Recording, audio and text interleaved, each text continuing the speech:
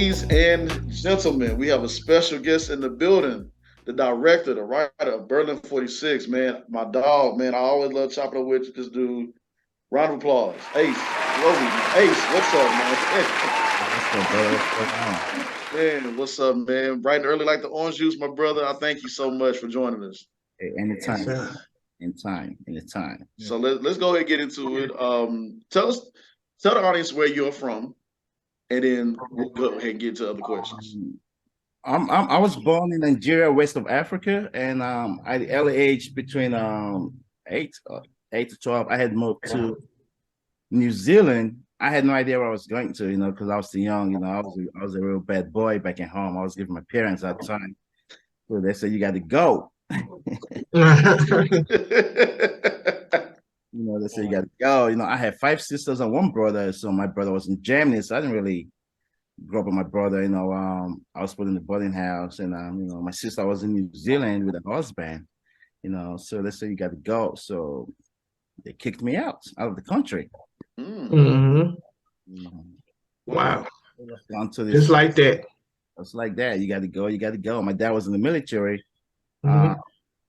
My goal was to join the military, the Navy, but my dad didn't want me to join. He didn't want nothing to do with me with the military. He said he don't like that lifestyle. He don't want me to go there. Mhm. As African parents, they wanted to either be a doctor, engineer, or lawyer. I don't have time for that, man. I don't So know. you just wasn't inspired to be a doctor or lawyer or anything that they always want. Ah, man, if you're in one of those three, man, you maybe God made a mistake or something, because you gotta be one of those parents. So tell us, how did you get into acting and begin your career directing? All right, so I grew up, me growing up in New Zealand. New Zealand is just in the Australasian coast. It's a small country, at the bottom of the close at the bottom of the map. It's a creative city. It's known about it's all about creativity, media stuff. We don't have nothing. We just like Hawaii, surrounded with sea. Mhm. But we love.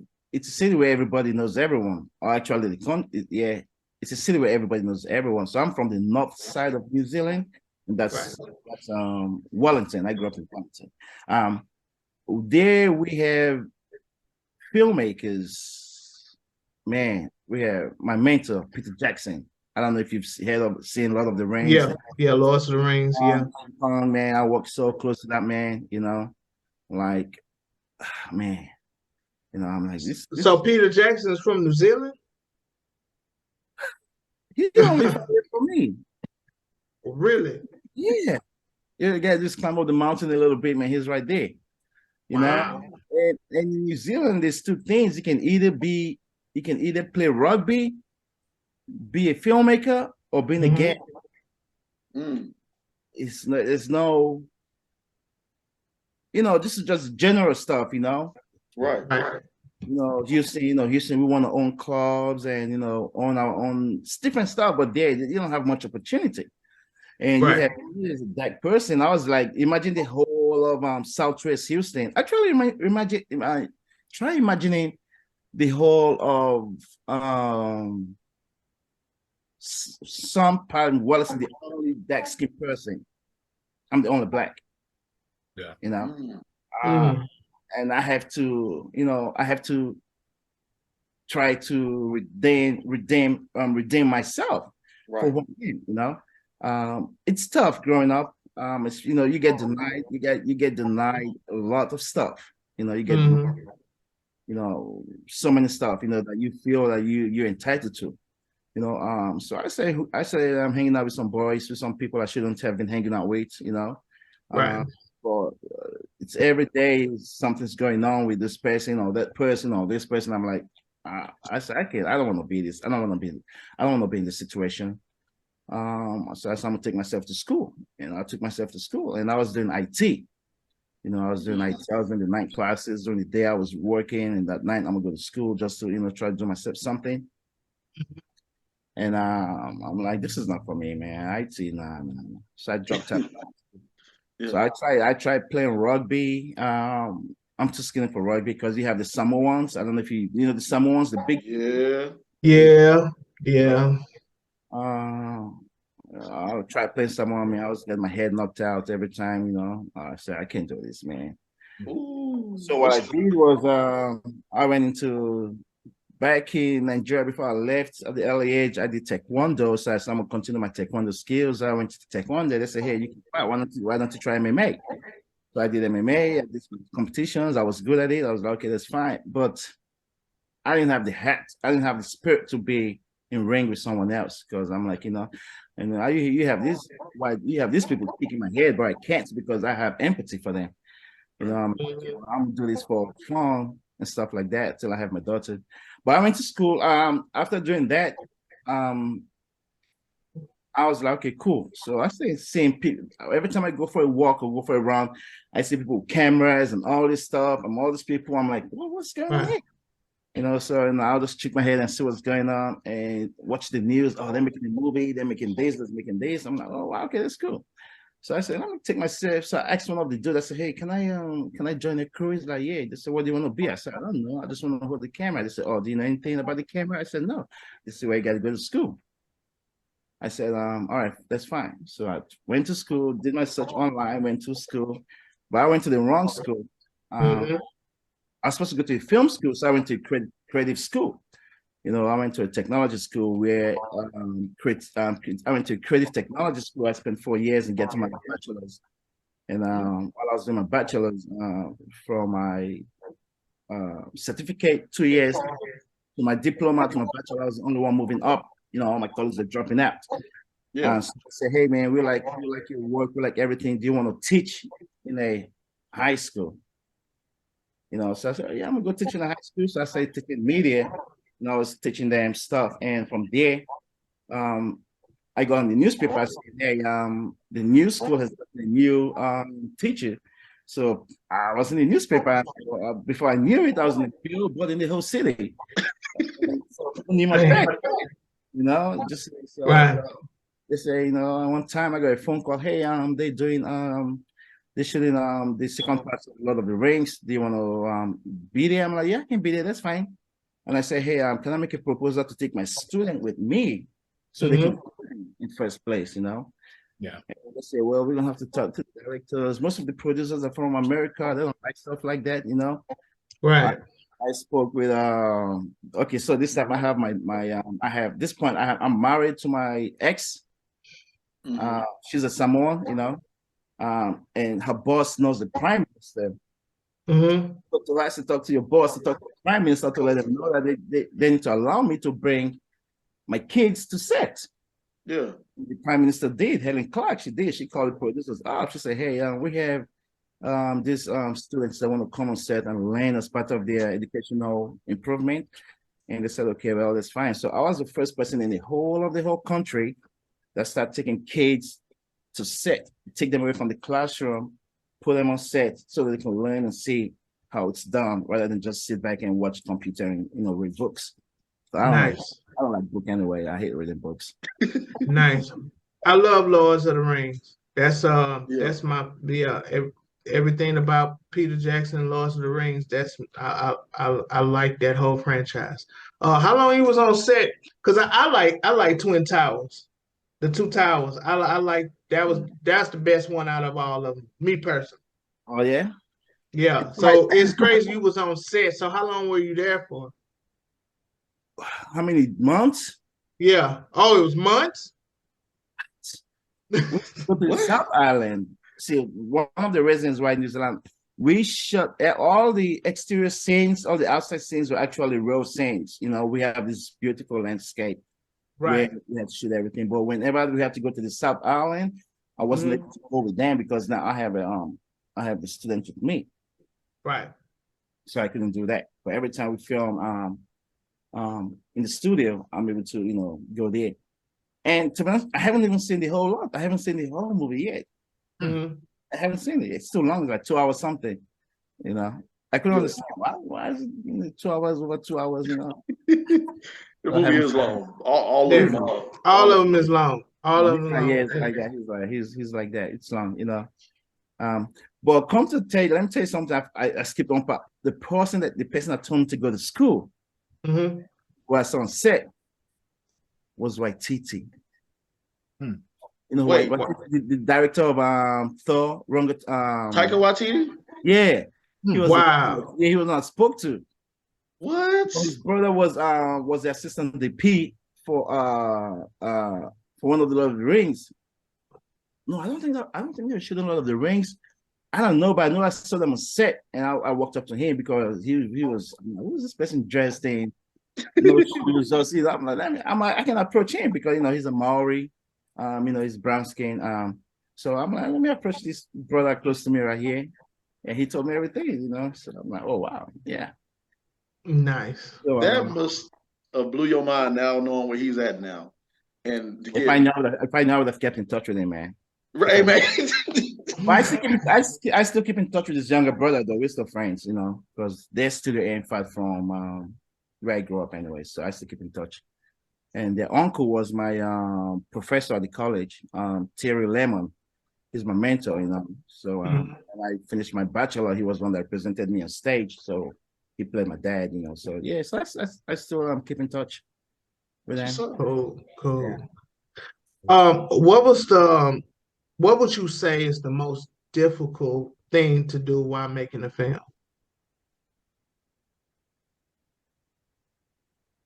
You got it. Honest with you, budget finance is the most difficult thing. Trying to make Yeah. In New Zealand, we get given grant anywhere from 50 grand to $2 million. It's right there waiting for you right now if you want to. Wow. For me, it was difficult because I haven't made no movie before. No one can vouch for me. Who is this brother over that one? What do you know? What do you know? And if you make a movie about, if you make a movie about the Maori, if you make a movie about the Maori cultural beat, you have more chance of getting the bigger grant. Yeah. Right. I don't really know much about that. I know more about it more because I live over there, but they're just like me. Right. So the grant, that was number one, and also trying to get people to believe in you. Was another thing. Most of my colleagues that I went to school with, when I told them I made a couple of short films back at home. Hey, I'm trying to make a movie. Yeah, I'm gonna be there, and they never showed up. Yeah, that happens a lot, brother. It's free, man. It's free. So you're gonna. I just like no, I'm like f the film industry, man. I'm gonna shoot me a music video, and that's it. I had I gotta watch lots of Hype Williams. That was where I started from. Yeah, watch Hype Williams movies and everything, music videos. So I'm gonna copy his styles of shooting music where he has these bars, 3 different lines and showing the character in 3 different lines. And I went from seeing some belly. Is it belly? Yeah, belly. Right. We did. I studied that. I seen the lights. I see how he uses his lights. I'm like, oh wow, I'm okay. I'm gonna steal from that. I tried. I couldn't make it. I couldn't do. I don't know nothing about lights. Now I'm just a director and producer and a writer. So I learned from that, and then I heard about F. Gary Gray. I'm like, he's the first Black director that shot $1 million movie with is it Samuel Jackson? I think so. I think it was Samuel. Yeah. Negotiator or something. Was it something like that? He was the first Black to shoot a Hollywood $1 million movie. Right. I started looking into the Black American industry. See how. Yeah. Okay. So I'm like, okay, cool. So I started making short films. I'm like, hey man, we're gonna, I would call my friends. I said, hey, yeah, I just got an email from this American producer. I don't want to do this. So when they hear stuff like that, they hyped. They're like, oh wow, okay, yeah. So started making short films and everything. And looks really good, you know. And if I knew it, my daughter's mom, they had moved to Australia, and so I went to do my master's. Mm-hmm. And to do my master's in design, as in creative design.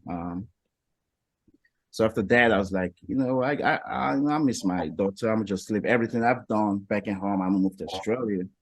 So I moved to Australia and just started, you know, life brand new. Now I wasn't making no film. I wasn't doing nothing. You know, I was just working. The money was good. I was like, oh wow, I'm making good money here, but I'm not actually doing what I want to do. Right. You know, Nice. So I was, a couple of my mates, my friends that I had gone to primary school, that's what we call it back in Nigeria. They live in the States. They say, hey, we see you into movies. You want to come to America? I said, yeah, why not? So I came down, you know, was in New York for a couple of, about a month. I wasn't feeling it. I was like, nah, I'm going back to Australia. One of my other mates, one of my other friends was in Maryland or in Baltimore. Right. That was the first time I seen the real, you know, those police do not cross yellow lines. Yeah. Yellow tape. Yellow tape. Yeah, that was seen in real life. Mm-hmm. I had just left the house to go get something. Me and my friend, we came back. Someone is dead. The next morning, I packed my bag. I said, I'm out. I can't do this. Yeah. So my boy was in Houston, Obi. He's like, hey, before you go back to Australia, why don't you just come see me for 3 days? And I said, I don't have any more money, man. I spent my money. He said, he gonna book me a flight, you know, come to Houston. I came to Houston, man. I went out the first night, second night, third night. I said, I ain't going nowhere. I'm down. I'm here. This is home. Yeah. Nice. I say this is home to me. So I stayed for another 3 months instead of 3 days. I was there for 3 months. Went back to Australia, packed my bags, and said I'm out. You know, Man. And I moved to Houston 2017. So I'm still fresh. Yeah. I moved there 2017 permanently. Man. I want to, my bad. I want to back up a little bit. Yeah. This man said he left New York to go back to Australia. Yeah. And we always get worried about Australia got the most dangerous animals. I'm arachnophobic. I got bit in the face as a kid. Animals. Swell up. I was like Spiders about as big as puppies. I'm very arachnophobic. Yo, man, it was that bad in New York, bro. Oh, New York. Oh yeah, because I have fun in the Bronx. I love New York, but I was scared. Yeah. Oh yeah. I got you. Concrete jungle. I'm look at my skin. I'm black. I'm darker than most of the people, but I'm not from there. This is new to me. Right. I was scared. I was real scared. I seen people. You look me twice, man. I'm gonna run away. You know, I was scared. I said, no, I can't do this, man. But Australia home, and that's my second home. You know, it's beautiful. It's lovely. It's a good place to raise family. Everything is there for you. You know, everything is there. The social life. Yeah. Everything is there. Yeah, we have creatures. That's because that's the only thing we can talk about. But if you don't bother the creatures, they don't bother you. Why would you want to go in deep in the ocean? That is true. They're gonna get you. Right? That is true. That is true. You hear that, James? Hey. If you're climbing the trees and trying to, why? There's spiders there. They're gonna get you. Why are you bothering yourself? So you go to the bush and trying to go mountain. Why? The snakes gonna get you. Why? Those are white people things, you know. So if you sit nice at home, you go to the park, you go to the market, you go to the amusement park, you go to the Disneyland, you're fine. No, you know. Right. Gotcha. Yeah, it's good. It's I go there. I go back home 3 times every year. I just came back before we started filming. No, I left back after we finished filming Berlin. I left. I just came back about 2 months ago. Though. I came back in May. I just came back. It's beautiful, man. It's a lovely place. Trust me. I trust you. Whenever I go, I'm gonna hit you up and say, bro, where do I go? Where do I not step or touch? Yeah. Before I ain't climbing no trees, getting in the water unless you tell me where to go. Yeah, especially trees. Black people don't climb trees no more. We ain't got time for that, man. No, we don't climb trees. No. Yeah. I don't even think we did back then. I don't know. I don't know. It's a light height challenge, you know. Yeah, man. So let's go ahead and talk about it. Berlin 46, your film. All right. So, how did you get started with this? What inspired you to write this film, and how did this film come about? Um, it's. I mean, you have different directors with different styles and ways of making their movies. You know, for me, apart from Peter Jackson, who does a lot of visual effects movies, you've seen all these movies, the Lord of the Rings, The Hobbit. You know, you got to get everybody involved. I don't have time for that. That man started when I was 8 years old. Mm-hmm. Um, Mm, my early 40s now. I don't have time to start learning all those tricks and trade. hmm My second mentor is Martin Scorsese. You know, Oh, nice. so you know, I have seen everything. Um, I have scripts. I as a creative director, I tend to I always want to break the rules, either in real life or in whatever I do. I want to find the reason why I have to break the rules because I just want to break the rules. That's all I want to do. Yeah. You know? So when I write stuff, I like to write more like everything's always a plot twist, but I don't want to make it look like a plot twist. So you have to pay attention for it to understand, like, oh wow, I didn't see that coming, you know. Yeah. Red herring, kind of a red herring scene.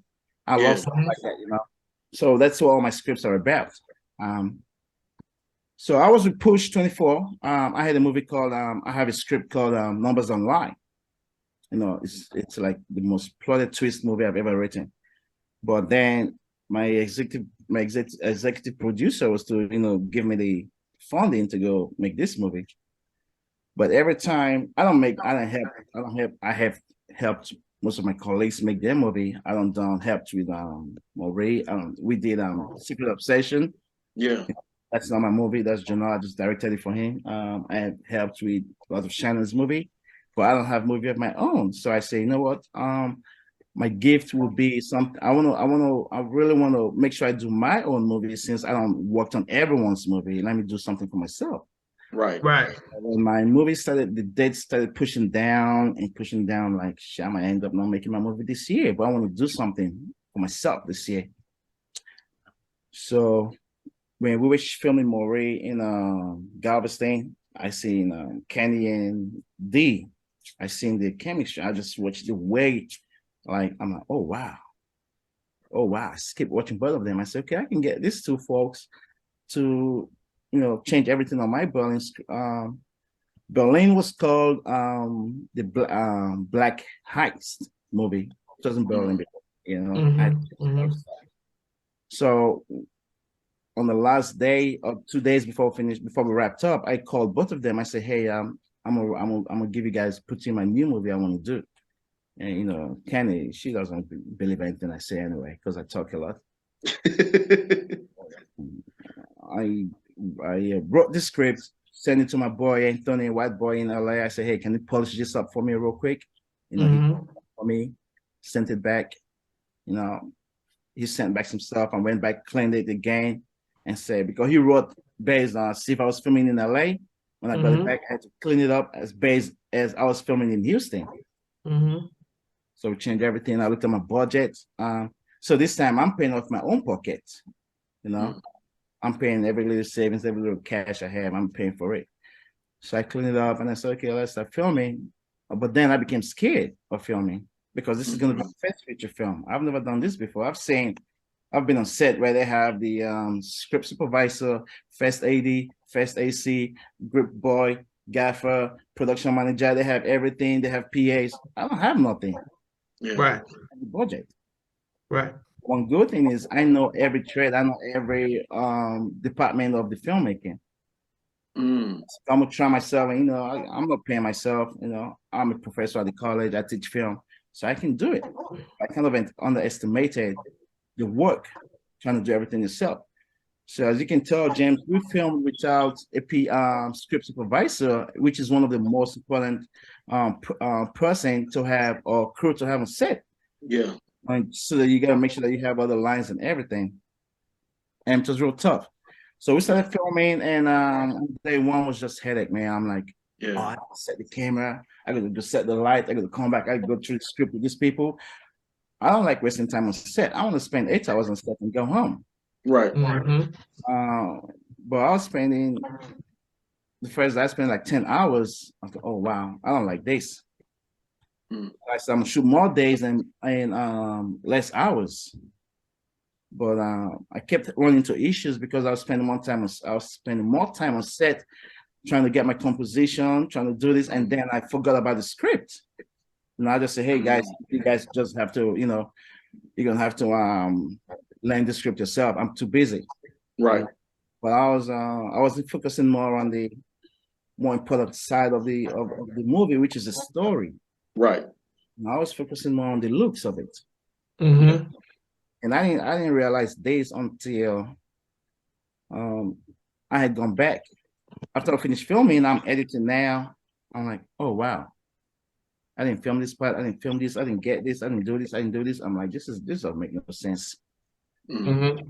And again, being a creative director, being a creative filmmaker comes really handy. Like it comes really handy. So what I did was, okay, I'm gonna replace this with this B-roll. I'm gonna get this actor.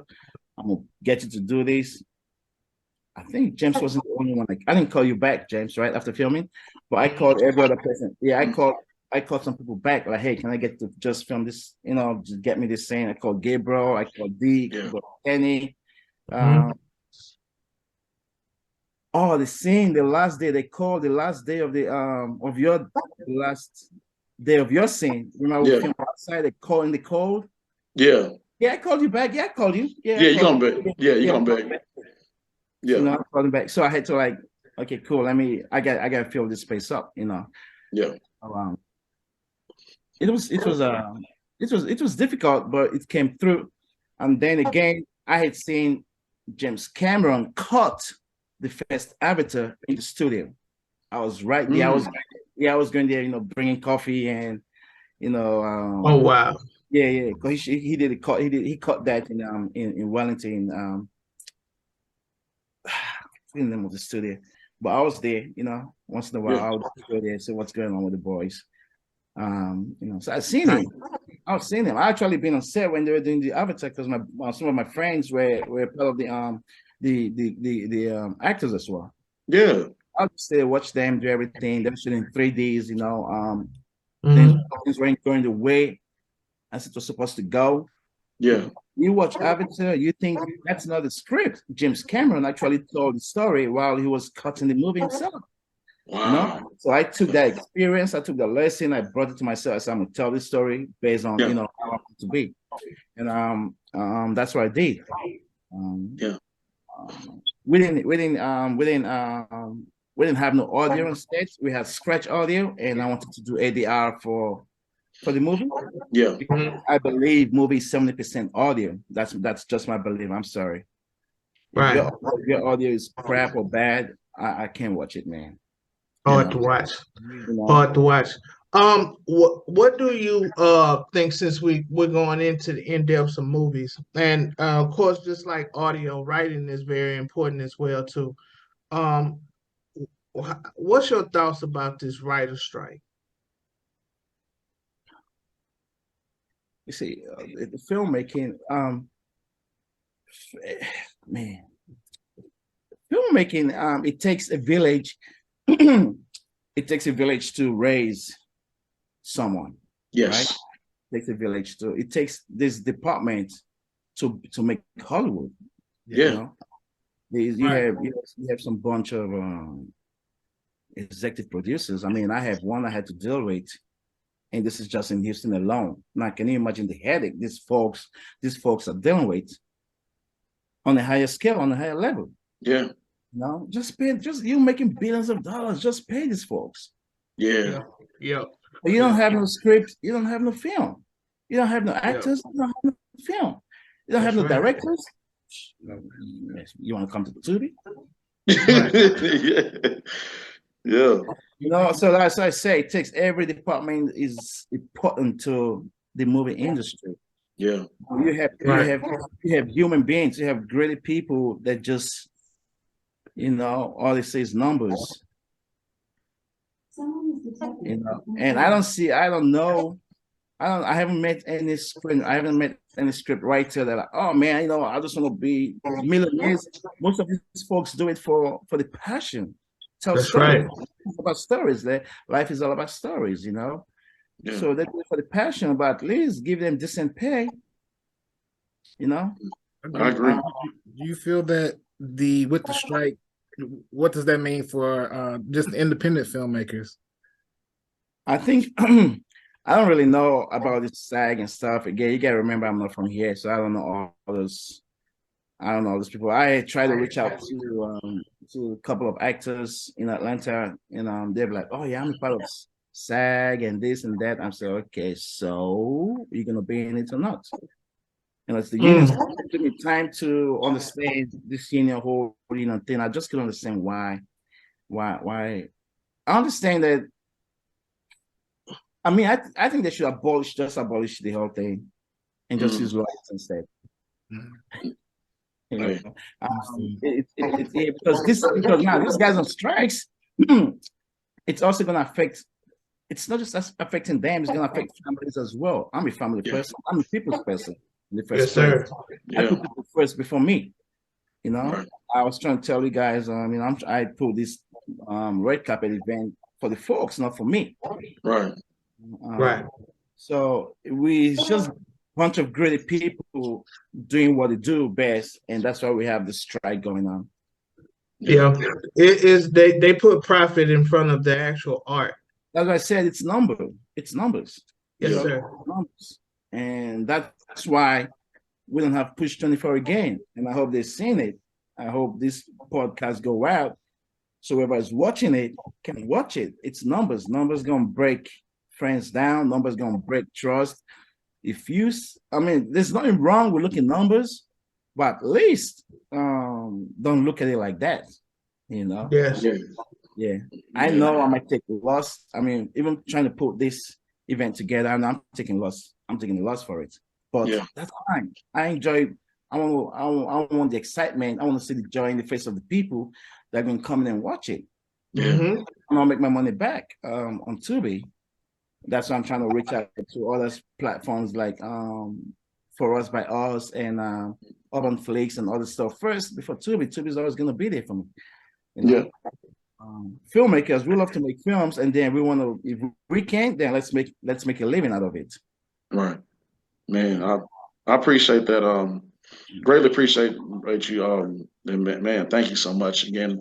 We're gonna go ahead and wrap up, and before we go, I want to say thank you again for casting me in your movie. I had so much fun, and it was. Oh, go ahead. Before we go, let me talk about your role, because that wasn't your role. The role was for that wasn't you. The role was for someone else.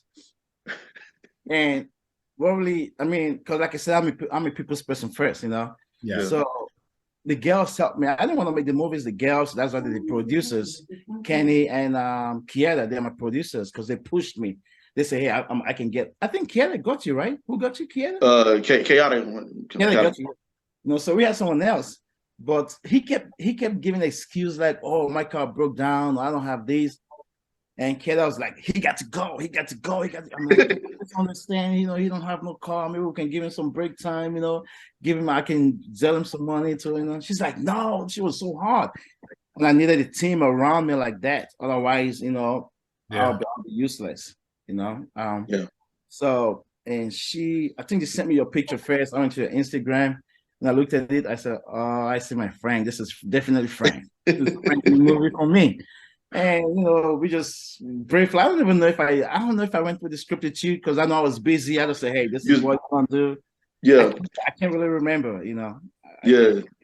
You was crazy busy. You came up. You dabbed me up. Say, "Hey, my name is Aaron. What's up? Nice to meet you." Say, "Hey, did you look at the script?" I said, "Yeah." Chaotic gave it to me. Let me go through it real quick, and I learned it. I learned the lines, and I can't remember his name, but he ran it with me, right? And that was the day of I got cast, and she was like, "Hey, go ahead and run through this real quick," and it was like a good chunk of dialogue. I'm like, "Oh man!" And so, but we just hit it. So that same day that you got the script, that same day is when we filmed. Yes. Oh wow. Yes. but you was like, hey man, this guy's like, I think after the first cut, you like, hey man, this guy's good. And you like, this is my Frank right here. Yeah. we have Dexter too. Dexter was on the couch right there, you know. I seen Dexter. I didn't even know who Dexter was. You know, he's sitting on the couch. I'm over here doing my stuff. I'm looking the cast that's supposed to play Dexter's role was running late. I seen Dexter. I said, "Hey, Dexter's right here." So what the fuck is Dexter? Who's that? Went to the room. He's sitting there. I seen him to the. I said, "Oh wow, he fits the character just like that." So apart from me being lucky, I appreciate you, Estonians helping me out. You know, the universe was on my side as well. Everybody, even Dre, Boss Life Dre was there too. Yeah. I didn't cast Boss Life Dre. He was on my set. So I have all these people on my set. Sometimes I'm gonna see, you know, I have all these folks on my set, and it just happens to be like, hey man, you know, I need you on this. Can you just quickly do this for me, bro? I got you. I'm gonna do this for you. Just help me out. Here's the script. So 70% of the actors that was on the script or on the movie got a script that same day. Boy, Nice. Now that's called creativity, man. We got to make it work. Nice. That's right. Yeah. That's the only way. We appreciate you, man. Appreciate it, man. And Yeah. tell everybody where we can find you at. You can see me on Instagram, social media, Facebook, Ace _Henrovee, or just go in and Google and type in Henrovee. I think I'm the only Henrovee in this world. HENROVEE. You know, you can find me right there. All right, ladies and gentlemen. And tell everybody we can go see Berlin 46, go to Eventbrite. You can go to Eventbrite, type in Berlin 46. You can get the tickets. You can either just hit me up on social media. I'm gonna send you the link, you know, or just type in Berlin 46 on social media, on Instagram. You know, it should come up and just get a ticket. It's just $20. You know, people sell tickets for like 25, 30, 35. I'm like, I said, I don't want to make no money, man. I just want people to come have fun, you know. Yeah. And Nice. just to break even, I'm able to sell it for $20, you know. So it's fine. It's fair enough. Yeah.